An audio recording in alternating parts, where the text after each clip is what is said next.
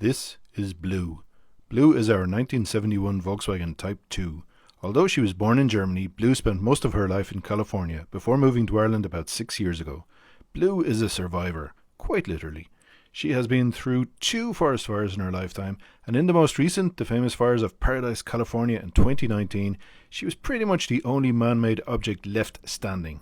She has some scars and a lot of melted plastic to prove her resilience, but Blue is the closest thing I have ever driven to a brand new bay window van. I believe Blue may have less than 70,000 genuine miles from new. I intend to make a series of videos where I carry out work on Blue, and hopefully you will be entertained and educated. Just keep in mind that most of your education will come from watching this great ape make mistakes, so you don't have to. The first thing I want to do is deal with this absolute mess of a floor. I did have this mass-loaded vinyl on the floor as soundproofing, and that's all I had on it. And in the 2 years that's been down, I think the rust has got worse. So I want to deal with that today. In terms of laying the subfloor, what I would like to do is raise this centered lower portion. You can see there's a kind of a well, effectively, with a lower interior floor and a higher exterior part. So I need to raise the interior floor by about 9 millimeters, and it just so happens that plywood comes in 9mm sheets, so we'll be using 9mm plywood in the center to raise the center floor. I'm then going to get more of this mass loaded vinyl soundproofing, and I'm going to place it over the center section, which will now be raised by 9mm, and over the outer section, which will be the same height. And then I'll place a second very thin vinyl floor, probably 5.4mm I think, over the whole lot. And then I'll probably place some really nice wood effect laminate flooring over the whole lot again. So join me as I try and create a really nice floor in my 1971 Volkswagen van. When you're hoovering out the floor of your van, you want to start with a Henry, but if you want to go that little bit extra, you need a Henry extra to follow up.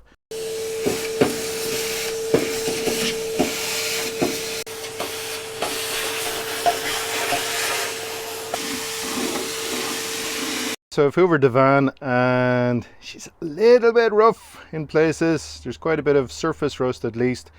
There's quite a lot of holes in the floor for some reason, some of which were bunged up with mastic, which has now been removed for the most part. Take a look. So the vacuum cleaner nozzle was removing quite a bit of paint as it went around. It happens to be just the right size. The tube is just the right size to fit into those grooves. So it took up quite a bit of rough paint, which is good I suppose, but bad that it was there in the first place. You can see in a few places there's quite a lot of rust.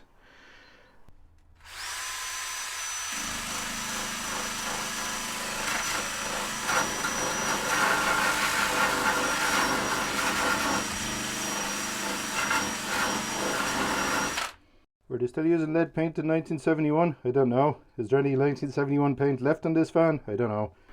But actually the good news is that it's definitely just surface rust. There's really not a lot of rot in the van at all. She'd have if I took off my mask while I was talking, wouldn't it? It's really just surface rust. There's not a lot of rot in the van at all. So I'm going to keep going and tidy this floor up, and then I'll show it to you.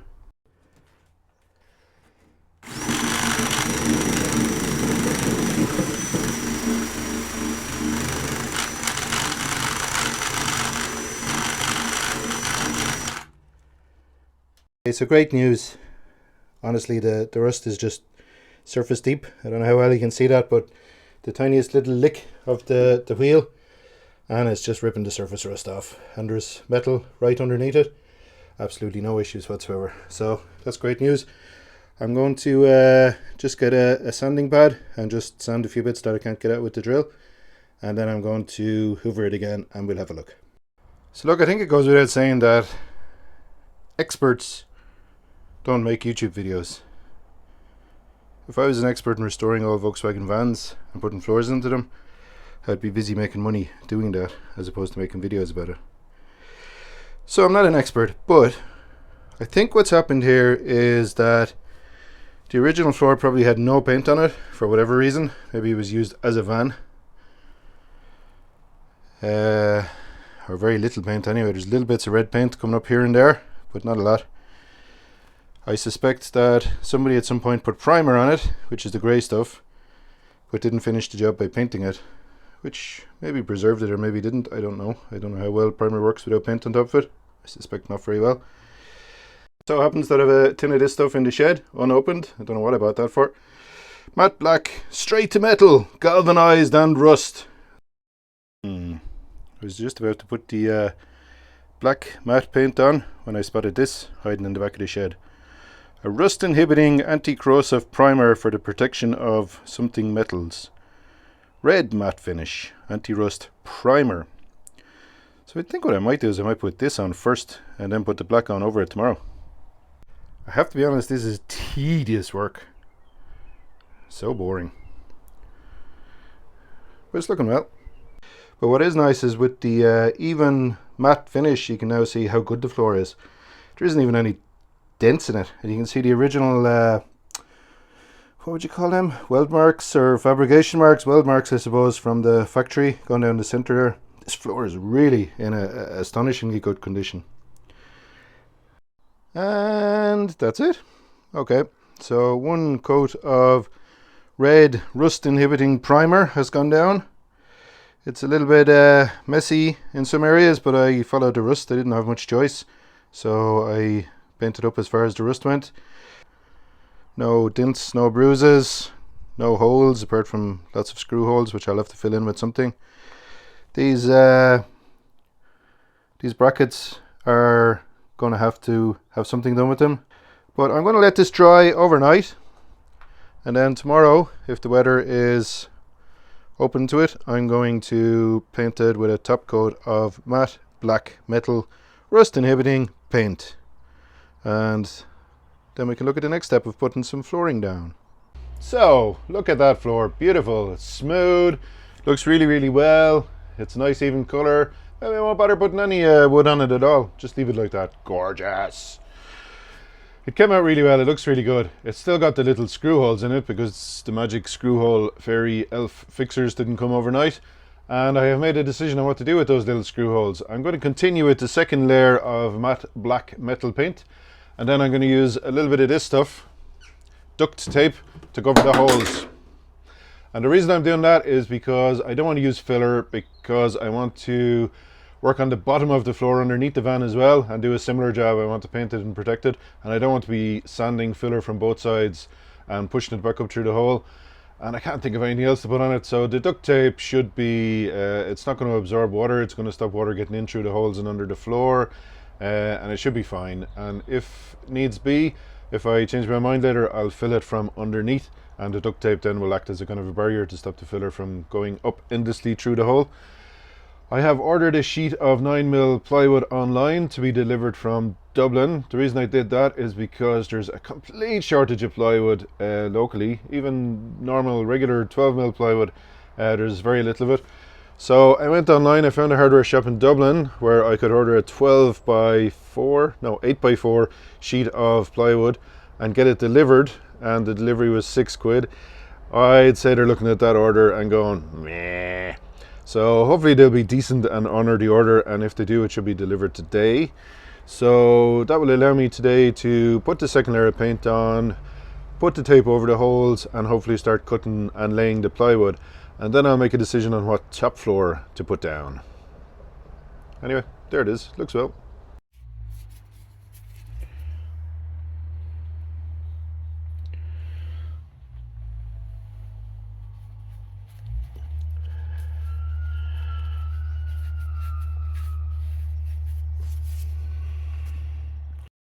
After a little bit of an oily start there, I didn't have the paint mixed well enough apparently. It's probably been sitting in the shed for about 5 years. It's going on really nice, thick. Yeah, did you ever see like old bridges and old railway stations and old kind of engineering machines, and they'd always have them painted up to the last and kept really beautiful, but beautiful in a very practical way. They were trying to protect them and trying to stop them from rusting, trying to stop them from weathering, but they always ended up looking really gorgeous, and the form of them gave them their beauty, even though the paint was never amazing. and would still be the case with kind of big bridges and stuff like that. This kind of reminds me of that. It's not exactly what you'd call a typical car spray painting job, but it really shows up the metal really well, and it just, you know, the metal is protected. It just looks, I think that's really beautiful. Maybe we should paint more cars like that, inside and out. Just protect them, keep them functional, and let the car be the thing that's beautiful rather than the paint job. I don't know, just a thought. How class does that look? It's very shiny at the moment, but it is a matte paint, so it should dull down later. Great coverage. It was hard to work with, very sticky, gloopy paint, and a very cheap paintbrush, but it gave it a really thick covering, so should protect the floor really, really well. I'm going to leave that to dry for a few hours, and then hopefully at that stage the plywood will be here.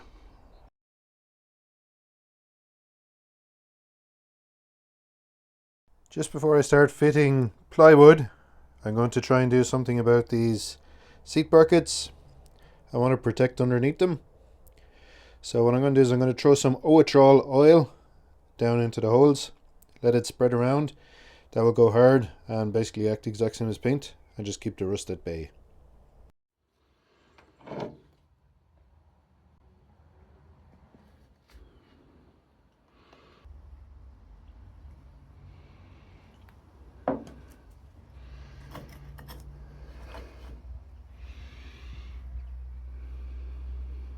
Right, so that was a success. I managed to knock over about quarter of a litre of Oatrol onto the floor, and Oatrol costs about €30 a litre, so that was a little bit of expense I didn't need.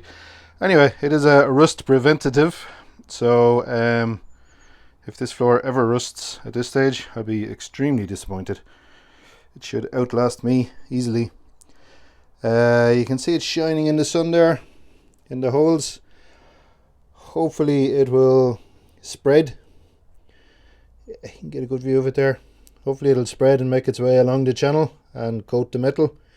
If it doesn't, it doesn't. There's nothing I can do at this stage. I'm not going to start grinding the seat brackets out of the floor and trying to repair holes that are left. And also I do want to keep it original, so that if somebody wants to put the original bus seats back in, they can. Although they'll have to pick out all the hardened Oatrol first, but that's their problem.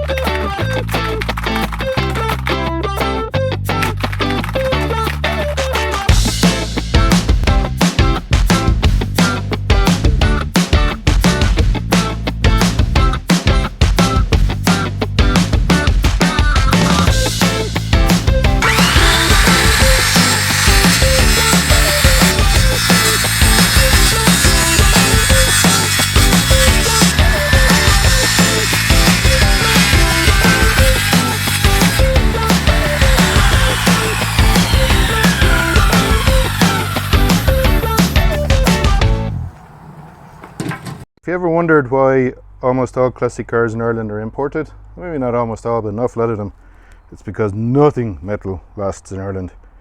You put your tools away in the shed and you come back 3 weeks later and they're starting to rust. Even stainless steel rusts in Ireland.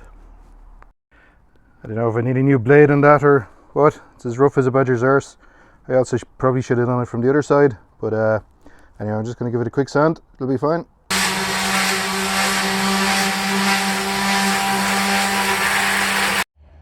Okay, I've turned the piece of board around again so as the front is facing frontwards to match the van, to make it easier for me to conceptualize it as I mark out the different widths. So what I'm going to do is I'm going to basically map out this set of cuts onto this piece of plywood. So at the moment, the piece of plywood, the full width of it is 150 centimeters, which is the width of the widest part of this template. So somewhere in the middle here will be uncut. It'll remain 150 centimeters wide. The rest of it all needs to be cut away. I'm going to keep measuring and double measuring the van while I do this. So if there are any mistakes in my measurements, I'll correct them as I go. It's quite light because I made it in pencil, but you can see a mark there that's 13 centimeters from the front of the board. So that's the first line that corresponds to one of these rectangles. So what I need to do is I need to find the center point of that section, and then I need to measure half of 1300 out from either side of it, so that's going to be 650. So half of 1500 is 750, so I need to go in 750, and then I need to go back out 650, or I suppose alternatively I could go in that doesn't make sense to me.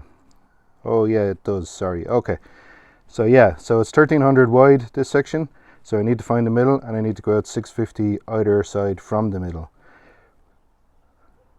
So that's going to be 100 from the edge, because there's this bit here and it goes in and in and in. So basically it's 100 less than the widest point, and the widest point is the width of the board. So what I'll do is I'll do both. I'll find the middle and go back 650, and then just to be sure, I'll go in 100 from each side, and they should meet. Okay, so I've taken 100 mil, or I'm about to take 100 mil off each side, which will leave me with 1300 mil in the center, and I double confirmed that a couple of times. So here goes the first real cut. As my dad would say, blind man on a galloping horse wouldn't see anything wrong with it. Okay, so the second section inwards is 170 mil, or 17 centimeters, and this is the one with the curve, the only curve on the whole floor. So it's going to be a little bit awkward. I'm going to just cut it at a straight angle for now, and then I can worry about the actual curvature of the curve later. So I'm going to bring the measuring tape in, another 17, create another line all the way across the board, and then I need to take, so the outside, the wider part of this section is going to be 1400 wide. So I need to take 50 mil off each side of the board, and then I need to cut a straight line from the 50 mil in to the 100 in.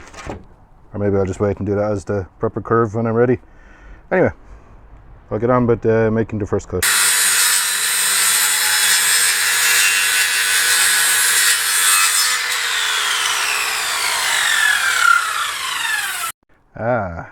So I wasn't thinking straight there. What I'm after cutting out is this bit here, but that bit there keeps going, so I should have actually cut out another 20 centimeters. So I should have just kept going with that cut for another 20 centimeters, and then I can round off this bit, or possibly round it like that, I think.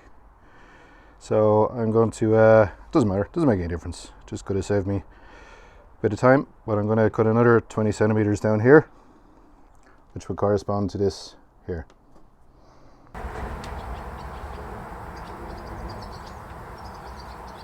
Okay, so far, starting from the front of the van, I've cut the 130 section, the 150 section, and the 200 section. The 330 section, the 330 section is not a cut, it's a leave it alone.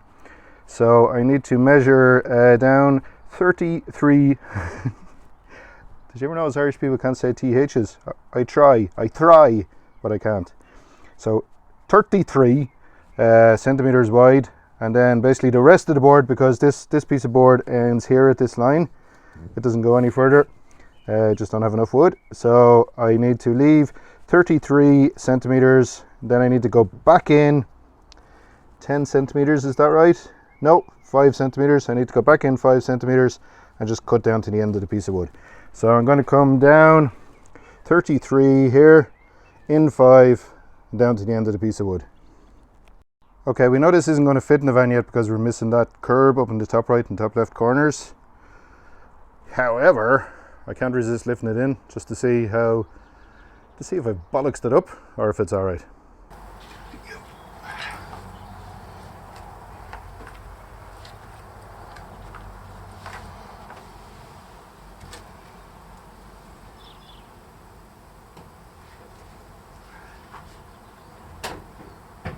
Alright, she's not bad. Obviously it's not sitting right there because I haven't cut the curve out yet, but that curve is pretty straightforward and pretty easy to trace. I'm not sure if it's sitting down correctly yet. I'm going to remove that little bit of a curve there, and then we'll put a kind of a long level or something on it and see if it's level with the higher bits of the floor. But yeah, I'm happy. Hasn't been a waste of a rather expensive piece of plywood. Not yet anyway. Have to be honest, if you'd asked me 5 minutes ago, do you own a jigsaw, I would have said no, but apparently I do. Very cheap and cheerful jigsaw, but it will do the job.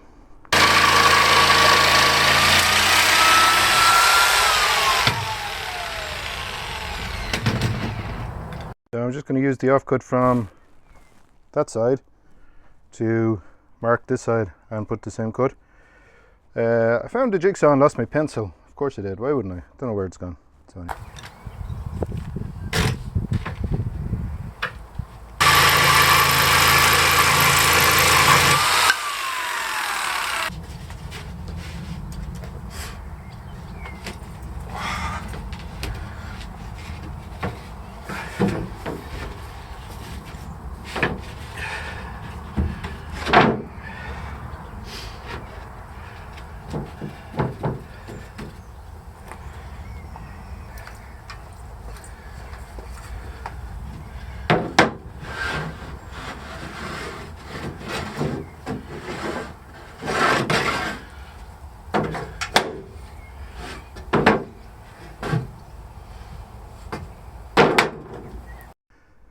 That fits.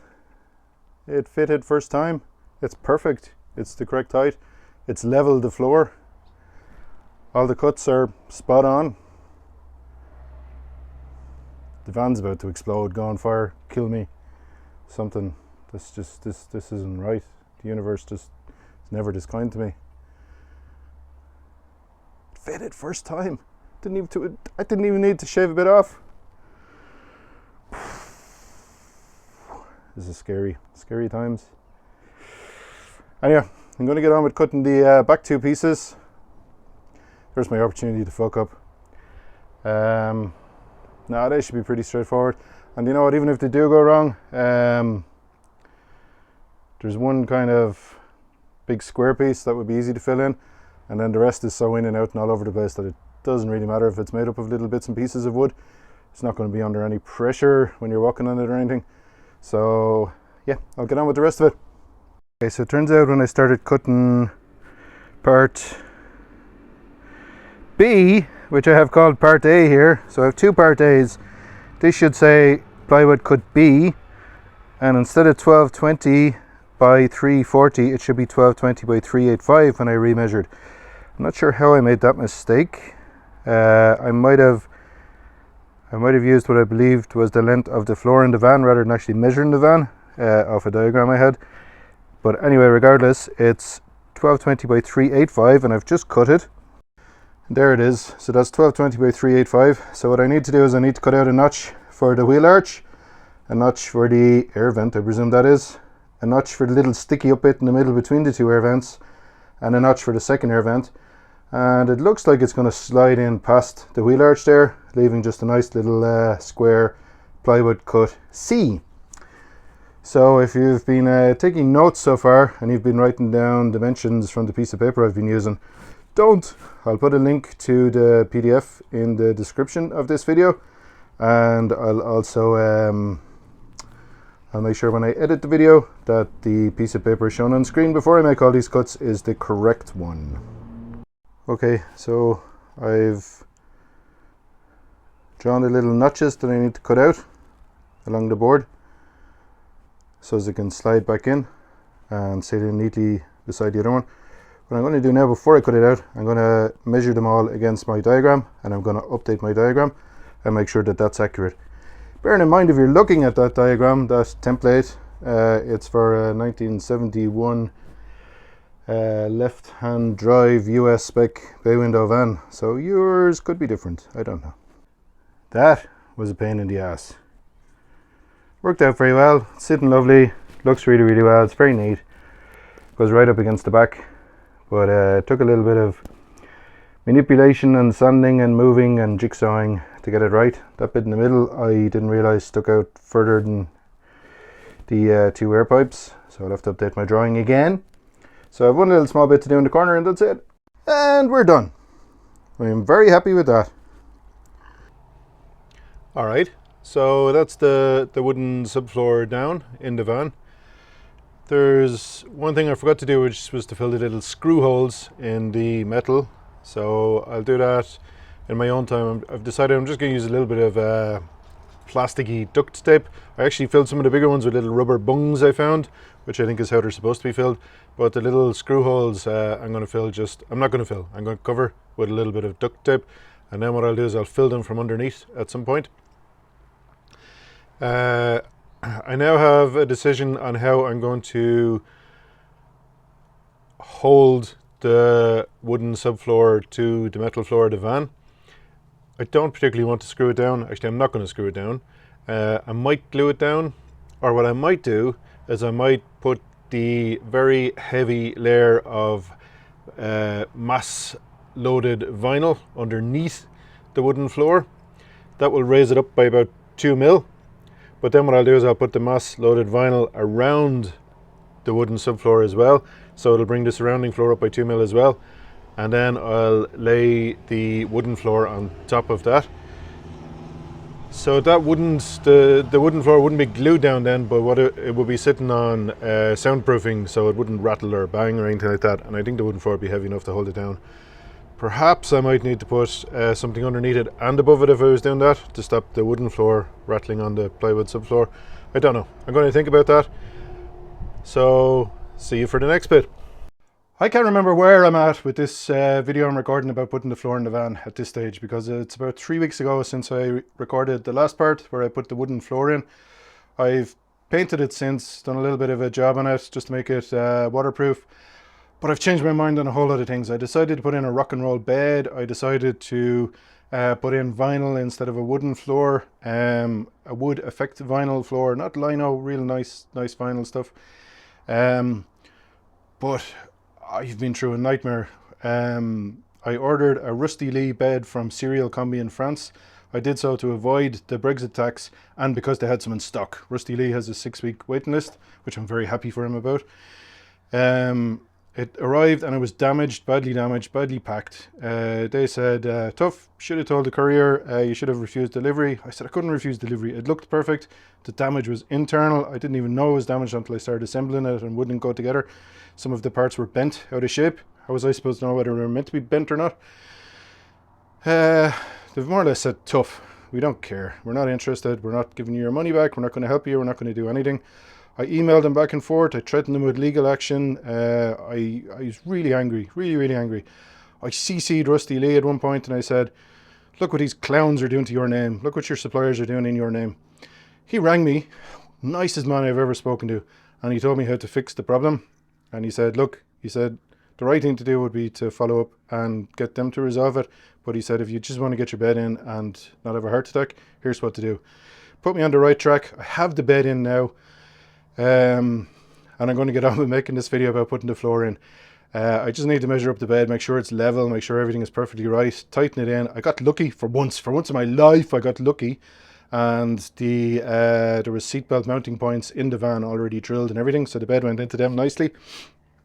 So yeah, I feel like I need to make this update because for me, in my timeline, it's been about 4 weeks since the last time I did anything with the floor. In your timeline, it's been 2 minutes and 9 seconds now since the last time you saw me working on the floor. But I think it's worth noting that these things don't always go in nice, neat, little straight line YouTube video style.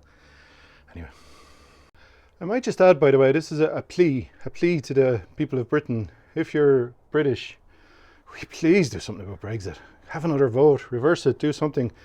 Here in little old Ireland, like, we've had our differences over the last 800 years, the Brits and the Irish, I know that. It's been hard. It's been hard living with you sometimes. But my God, you've left us with the French. Like, seriously, what a thing to do. Come back, will you? Please.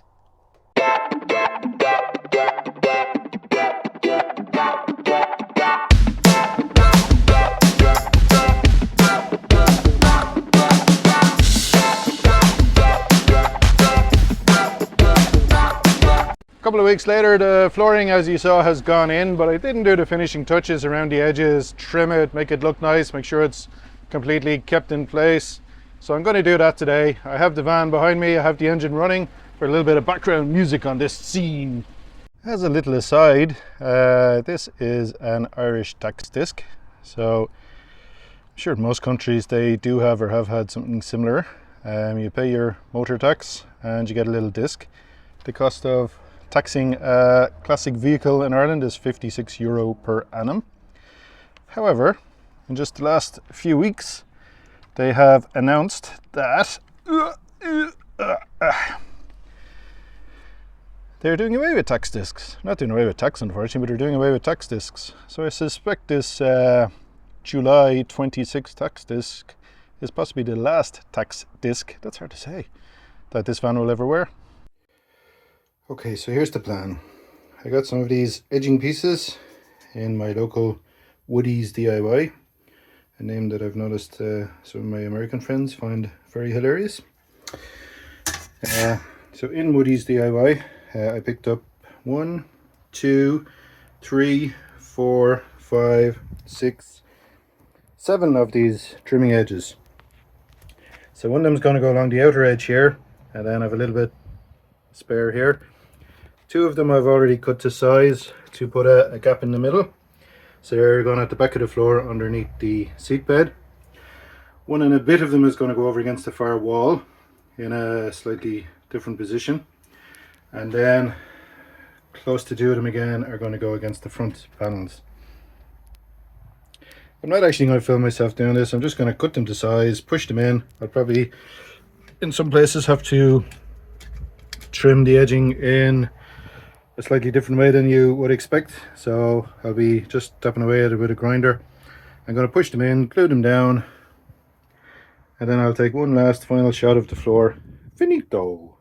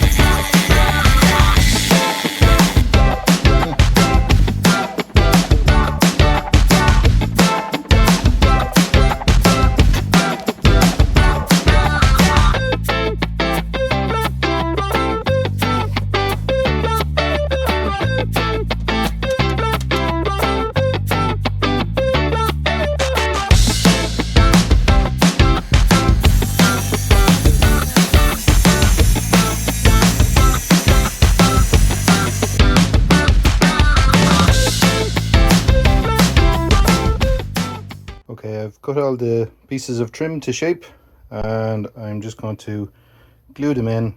I'm actually going to glue the trim to the wooden boards instead of the floor, so if I have to take the floor up at any point I can, but it'll just stop the trim coming loose if somebody catches their foot on it getting out of the van. I'm going to use this stuff because it's in the shed. I have it, don't know what I bought it for, but I obviously didn't use it. Unibond, no more nails, who knows, might work, might not, probably will, why wouldn't it? So I'm going to try just gluing the trim on now, and that should be it. And we're done. So the trim along the edge here is glued in place. Trim along the back is just sitting with the weight of the board holding it down. A little bit of trim going up the back side there. I didn't put the trim across there just yet because I want to tidy up the coffee bag a little bit and perhaps put insulation behind it, so I'll do that at some other time. The trim along here is just sitting in place and seems to be quite snug, so there's no need to glue it in. Finished it as best I could in the corner there. I think that floor looks really, really well. Some kind of dark oak, fake dark oak. Exactly 1 box of it, which I had to cut with the joints because I would have needed 1 box and 1 piece if I had used whole planks. I didn't have enough to go under the seat. Never mind, loads of crap in there you can't see anyway, but it's just the plywood board under there. Didn't make a video on the bed because loads of them out there already, and also it was a bit of a stressful experience buying it, as I said, so I just wanted to get in, make sure it was okay. But I might do a video on upholstering it and putting the cushions on it. My next video is definitely this though, the ceiling.